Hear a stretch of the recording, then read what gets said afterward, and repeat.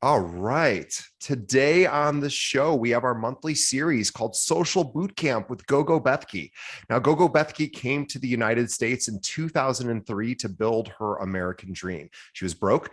She had no real estate experience, no sphere of influence, barely spoke English, and only $6 to her name. So that left her with nothing other than Facebook to help build her business, which is where she started. She created Gogo's Real Estate and began her real estate career. Now, with the power of social media, Gogo has sold over, I don't need, this is an old number. It's got to be probably close to $200 million in real estate transactions, probably more. She shares the good, the bad, the ugly of real estate, and her honest snippets into her daily life has earned her tens of thousands of social media followers in the real estate community. And she has earned the nickname, the Queen of Social Media. After being asked to present at various conferences and events with realtors, she built her own social media boot camp, which is the greatest boot camp out there for realtors, called Gogo's Bootcamp. Today, she has a team of over 800 agents nationwide. Her goal is to help as many agents as possible make a name for themselves in real estate utilizing social media. Now, if she can do it, this girl from Transylvania, Romania, with no formal US education, no sphere of influence, no money, no experience, and an accent, anyone can do it as well. Please follow Gogo on Instagram at Gogo's Real Estate. So at Gogo's Real Estate, Gogos Real Estate. And also, please, please, please consider investing in her boot camp. Visit gogopodcast.com. It's the greatest platform it's the only platform we recommend for agents to learn how to get social media domination for real estate stuff, real estate leads. Gogo, we are old friends. I am so glad to have you on the show. Thank you so much for having me again. I feel like I haven't seen you in a while, though. I know we haven't seen each other in a bit, and Gogo has exploded. And we have to talk about this because I'm jealous of you.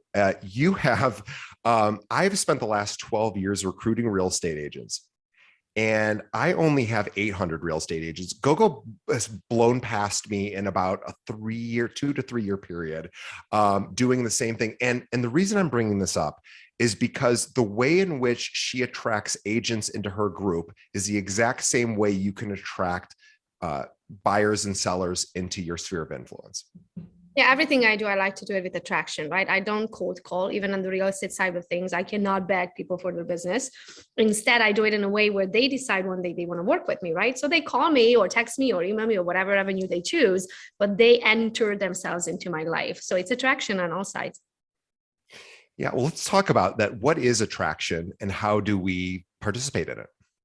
So, I mean, that's a great question. I don't think I ever stopped to truly like dissect what is attraction. But to me, what that means is like we all have our energy, we all have our character, right? We all have like the things that we stand for and our ethics and stuff. And if you allow it to get out to the world, right? So I use the avenue of social media to allow people to get to know me.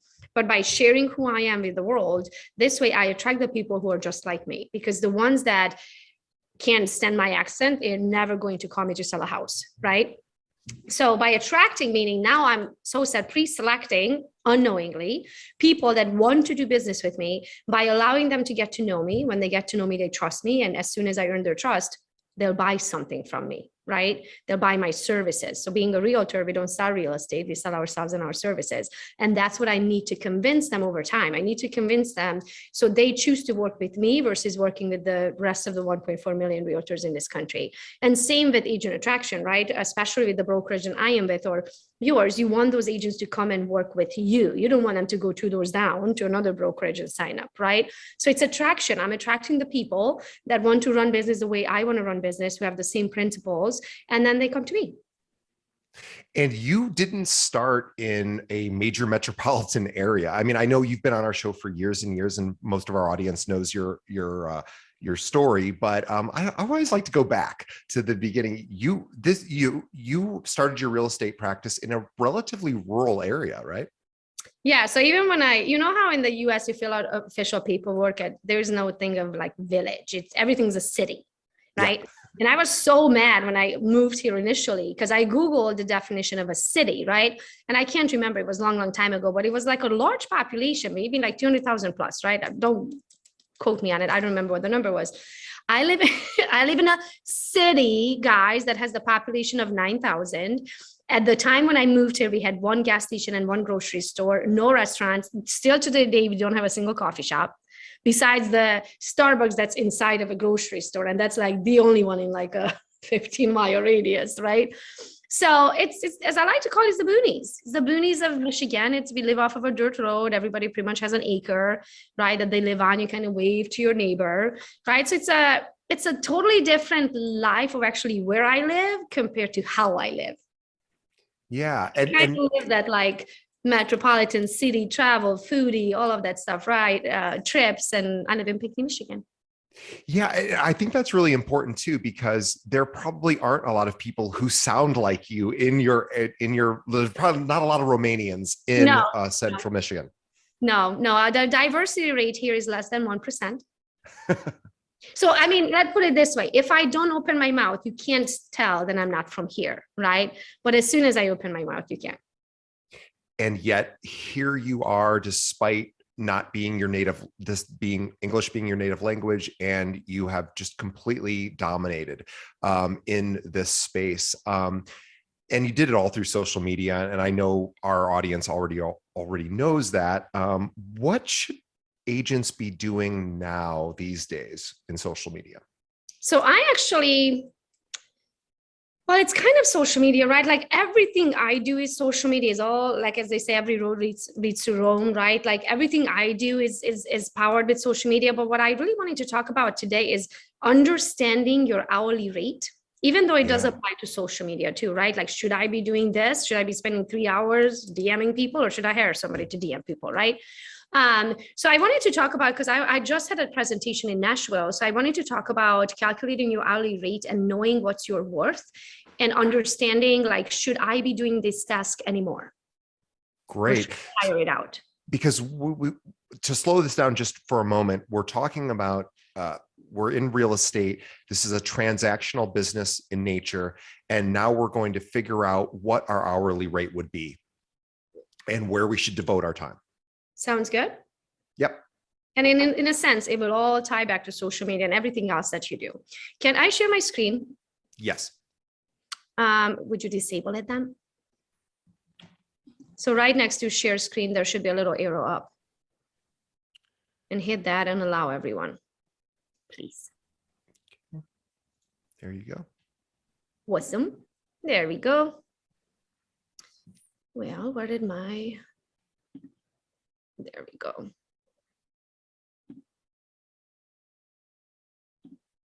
And share screen.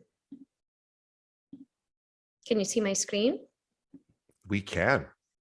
Awesome. Let's do this. This is the first time we actually do a presentation. We never done that before.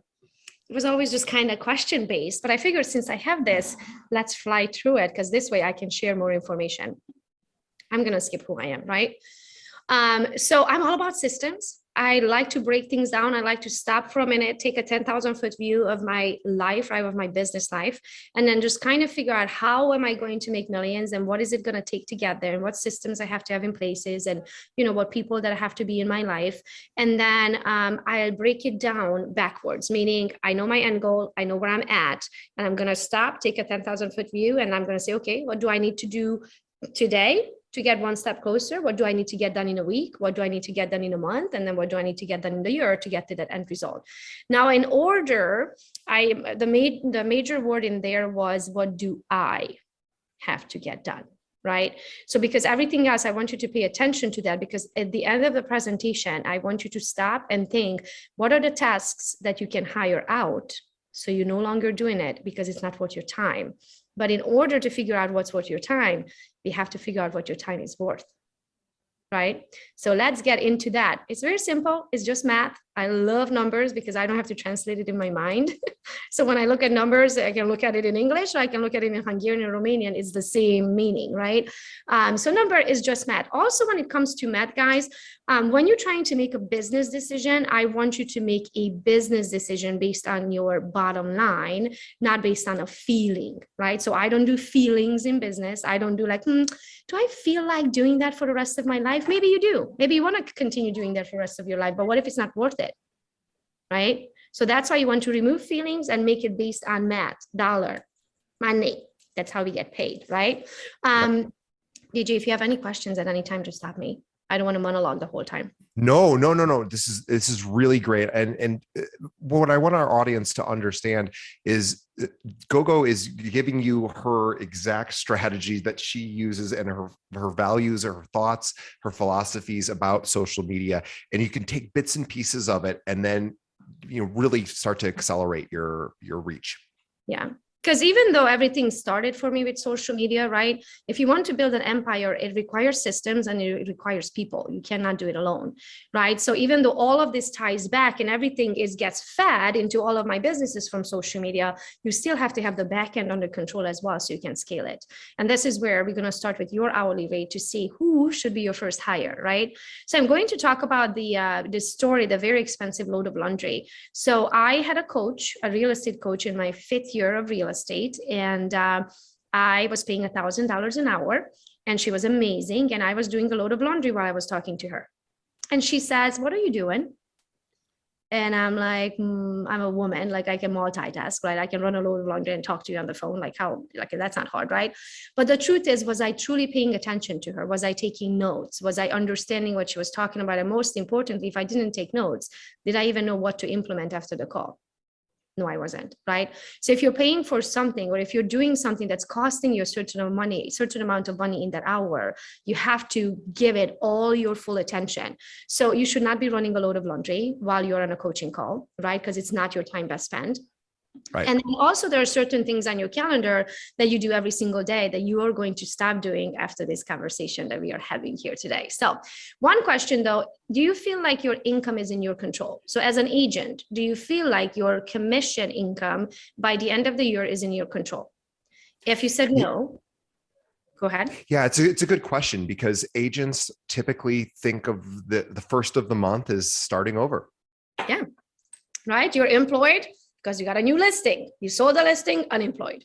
You got a new buyer, employed. You got him a house, unemployed, right? Yeah. So it's that employed, unemployed roller coaster. But I remember when I never knew where my next one is going to come from, right? Like I was so excited I'm getting commission on this one, but I never knew where the next one is going to come from, right? And this is what I'm talking about, is controlling not only where it's going to come from, but what is going to come to you, right? Because if you don't have a plan, you could be getting a $40,000 weekend plan or a $2.4 million listing, right? You have no idea, and everything in between. So I want you to understand that what you post on social media, it has a direct correlation to the commission that you are going to collect. So in this case, if you can see my screen, and if you're listening, then let me tell you what you see on my screen. Let me ask you this question. If you posted on your social media a $200,000 home, right? What type of buyers do you think are going to look at that post? People who want to buy $200,000 homes. Exactly. So you're going to make approximately a $6,000 commission if you charge 3%, right? Yep. How about if you posted a $500,000 home? What kind of buyers are you going to find? Well, people who can afford $500,000 homes. You are collecting now a $15,000 commission. Is the work different, or is it the same? It's exactly the same work. So now we are talking a $9,000 difference for doing exactly the same thing. Right? So your commission is it's a 100% in your control. So keep that in mind. You're not posting to post. You are posting because you're searching for a certain style of buyer, or for certain style of seller, right? Keep that in mind. Okay, now that you know that it's in your control, let's calculate your hourly rate. This is one of my favorite things to do. So let's assume that on the buy side, you have a $15,000 commission. I did the math with a $15,000 commission because where I was going, the price ranges in that state were a little higher than Michigan, right? But let's, for the sake of the math, $15,000 commission on the buy side. How many hours do you feel like you spend with the buyer? And here's what I'm asking you.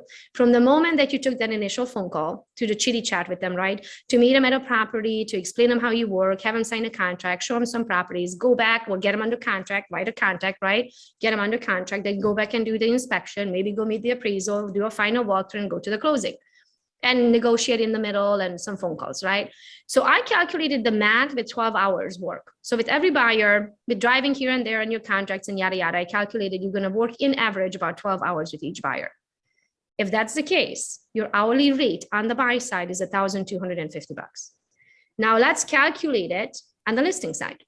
So on the listing side, let's assume same thing, $15,000 commission. But the truth is, on the listing side, you don't need to spend as much time with them, right? Because that whole shopping for houses, driving from here to there and drive to there and back to the inspection and final walkthrough, you don't have to do any of that on the listing side, right? So that cuts your hours working with that seller down to 7. My research shows in average work about 7 hours with the seller. So, and I want to pause for a moment. So we're talking about buy side versus listing side, and listing side being almost half as twice as much. Listings. So listing side being almost half as much work. Yeah, and making twice the amount of money. Yeah, amazing. Yeah, right. So you're working 7 hours instead of 12 and making $2,143 per hour versus making $1,250. So same end commission, less hour worked, higher hourly rate. So in this case scenario, right, which side should you spend more time on? Where should you concentrate, with your buyers or with your sellers? Yeah, it's pretty clear that sellers are where it is at. And now that we know our hourly rate, sort of where do we go from here? Yeah. So now that you know your hourly rate, let's figure out where should you be spending your time. Should you be responding to emails? Should you be working on your calendar? How about DMs and posts and scheduling trips and scheduling events and podcasts and creating presentation and your offers and creating addendums and sending it over to a title company and back to the lender and answering phone calls and doing the negotiation and showing up for a listing appointment and going to, you know what I mean, like walking your dog, running a load of laundry, like all of these things, right? Like all of your trackers and calls and affiliates and gifts and everything that you do, right? Closing gifts. Should you be buying your own closing gifts, right? That's what we need to figure out. What's worth your time from now on? So let's work smarter, not harder. My goal is when agents say, when I ask them what their goal is, and they say, I want to double my transactions. And I'm thinking to myself, why? Because you want to work twice as hard next year? Right. You don't want to double your transactions. You want to double your income. You want to work less and make more money. And that's why it's working smarter, not harder, right? So one of the first hires you should have is a transaction coordinator. That was my very first. I'm a big fan of transaction coordinators, and this is something that oftentimes real estate agents are it's just not in their particular skill set or wheelhouse. This is something you can offload to somebody who maybe they're virtual, maybe they're in person, and for a pretty reasonable fee, they will take care of all of the paperwork for you. Yeah, and transaction coordinators usually don't get paid unless you get paid. Right. So you could be working on the deal for 4 weeks. If the deal falls apart, you don't get paid, they don't get paid. So I love that because they have a reason to get you to the closing table. A transaction coordinator should charge you somewhere in the average of $300 to $500 per deal, right? So when you close, you collect your $15,000 commission. Let's say you pay them $350, right, to do the paperwork for you. But now stop for a second and think on a transaction. So let's say you're working with a seller, right? How many hours do you push paper from the moment that they decide to list with you, right? You write all of your contracts and the initials and the signatures and the yada, yada. Then they sign it. Now you're going to have to get the listing active. You're going to have to put it into the MLS and get it active. After it's active, you're going to have to do like order your photos and all of that stuff, right? Then you have to communicate back and forth and create the addendums while you negotiate, right? Have to make sure all parties have all of your addendums and everybody got a copy of everything. Then the closing docs come in. You have to review the closing docs and you have to go to the closing, right? So with the paperwork portion of your job, what do you think, DJ, is the average that agents work on paperwork on a file? How many hours? Yeah. I would say, gosh, a lot of hours, a couple, 10, 12 hours. You think so? I calculated with 2 to 3 hours. Wow. Maybe I work faster than the rest of the people, right? Yeah. But I calculated because eventually, if you do many transactions, you should know your contracts in and out. Like I can write a purchase agreement and present an offer in 5 minutes, right? I know where I need to go on the purchase agreement, price, EMD, terms, sign here, right? So I calculated 3 hours. Now, let's say you're on the listing side. You remember our hourly rate on the listing side was $2,143. So if you take that, so 2,143 times 3 hours, let's say, it's $6,429. So that's what it's costing you to do your own paperwork. Wow. $6,429. If you hired it out, it would be anywhere from $300 to $500. So if I said, I'll meet you in the middle. If I said, give me $400 and I give you 6,400 back, would you do it? Yes. Right? But it only works if now you remove those 3 hours from your plate, give it to the TC. But in these 3 hours, you're going to lead generate or do whatever it takes you to get that new lead, right? To replace that next $15,000 commission. Because if you're going to be sipping mimosas poolside in those 3 hours, then the math doesn't work. Because at that point, the TC becomes an expense, right? So while somebody's working for you in those 3 hours that you just freed up for yourself, now you're going to take those 3 hours and turn it into lead generation activity so you can get that next listing with that next buyer, right? Yeah, I think what we're talking about is determining that expanding somebody's awareness to be able to have people help you from all over the globe, all over this planet, that are going to bid for your business, that can do this, at the times that you need it to be done, at a rate that is reasonable, and getting it off your plate so that you can, of course, can focus on the business building activities. Yeah, we have our own TC company, and our TCs are licensed in every state in the US. And they can work with, what is it called? Attorney states and title states too. So you make sure whoever you're working with, they can do all that for you. But here's another thing though. This doesn't apply in every single state, but in some states, if you are allowed to charge a transaction fee, so in Michigan, we charge a $495 transaction fee to our sellers and our buyers. Out of that $495, I can also justify my TC. Right? So I get full commission plus transaction fee from which I pay my own TC. So I no longer push paper. It's really, really, really brilliant. You said it so quickly and impressively that, you can build the price of the transaction coordinator into the commission. Yeah. But even if you did it, even if you can charge a transaction fee right in your state, because not most, but quite a few states don't allow a transaction fee or a broker fee, as we call it in Michigan. So even if you can't charge it, in my opinion, if you promise to yourself, and in those 3 hours, you're going to get yourself another seller, you're still making $6,400 versus, you would be making $6,400, but you pay $400 of that to the TC, but you still are $6,000 positive even after you pay the TC, even if you have to pay it out of your own commission. Yeah, I think this is really a great example of business entrepreneurship and really thinking about it beyond the immediate transaction, right? Trying to figure out where can I spend the most amount of my time to get the highest ROI, return on investment. Gogo teaches this to hundreds and hundreds and hundreds of agents all over the country, thousands actually. And we really encourage everyone listening to go visit gogosbootcamp.com, which is Gogo's Bootcamp, GOGOS bootcamp.com, and check out her ecosystem is absolutely incredible. She's got hundreds and hundreds and hundreds of agents and she goes on there to actually, let's tell the audience about your bootcamp. Okay. Well, let's start with the original. As we started talking, right? Everything that I do, it grounds on or grows from, I should say, social media. And so the very first bootcamp was Gogo's Bootcamp social media course.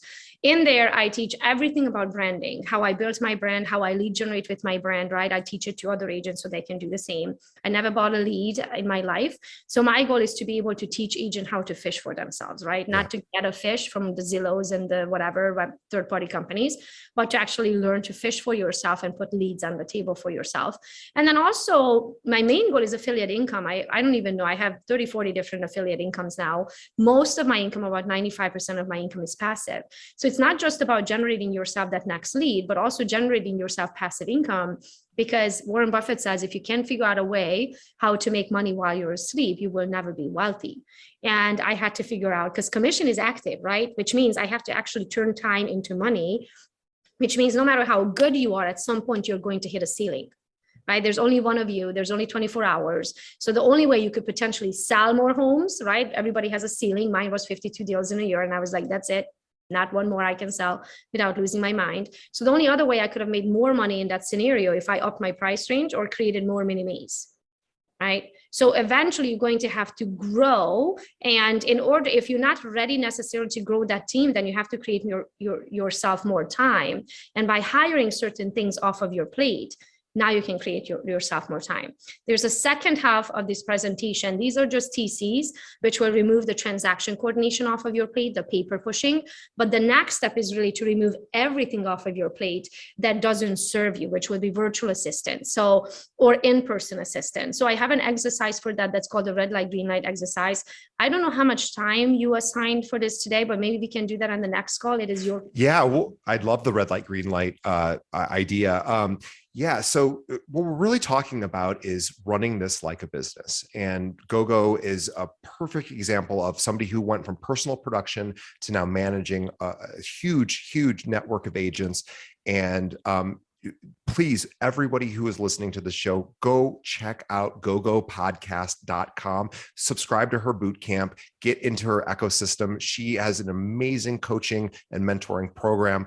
Gogopodcast.com. On behalf of all of our listeners, we really appreciate Gogo. She is one of the top producers at her company, EXP. We're so thrilled to have her on the show and see her continue to just sell.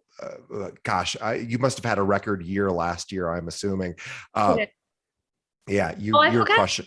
You, I got voted top 125 most influential people on the globe, alongside Tony Robbins, Grant Cardone, Will Smith, all of these people, by Success Magazine this year. Congratulations, Gogo, for the Success Magazine accolade there. That is really, really amazing. And we're honored. Congratulations. That's the only reason I exist, right? Because I put myself out there and I wouldn't shut up. And now they know I exist. And you do exist. And so everyone listening, please check out Gogo, learn from her, gogopodcast.com. On behalf of Gogo and myself, we say thank you. We appreciate you listening to our show. Please tell a friend. Think of one other real estate agent that could benefit from hearing this great conversation we had about expanding your business and hiring a virtual assistant, transaction coordinator, and also send them a link to this episode. So you can send them right over to keepingitrealpod.com. All of our episodes can be streamed right there, or they can, any podcast app that they are using, they can search for Keeping It Real and hit the subscribe button. So thank you, Gogo. Once again, you've been with us for years, and we are so thrilled to have you once again. And to everyone else who is listening, we, on behalf of Gogo and myself, we say thank you. Thank you so much for having me. Next time I walk you through the red light, green light exercise to learn what to remove from your plate and who to hire, an in-person assistant or a virtual assistant first. So you can remove more stuff off of your plate, create yourself even more time to make more money. Great teaser for next time. All right. Thank you, Gogo. And we'll see everybody on the next episode. Thank you, guys.